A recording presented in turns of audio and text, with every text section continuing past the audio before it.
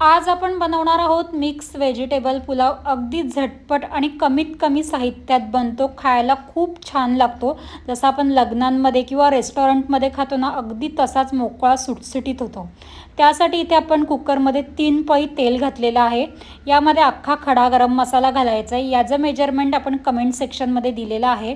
त्यानंतर 2 उभे चिरलेले कांदे घालून कांदा गुलाबीसर परतला की यामध्ये 1.5 टेबलस्पून आले लसणाची पेस्ट आणि 2 उभ्या चिरलेल्या मिरच्या घालायच्या आहेत।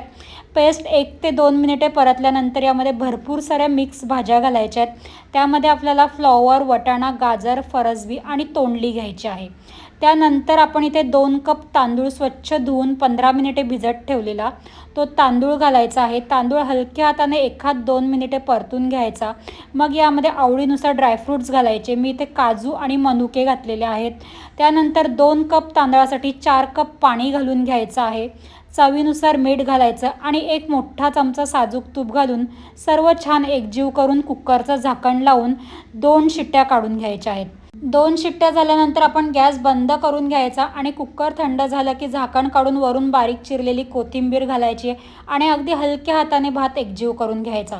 मस्त परफेक्ट आपला भात शिजतो, अगदी छान मोकळा सुटसुटीत होतो। तुम्ही आपली रेसिपी नक्की ट्राय करून बघा आणि रेसिपी आवडली असेल तर व्हिडिओला लाईक करा, जास्तीत जास्त शेअर करा आणि आपल्या चॅनलला सबस्क्राईब करा।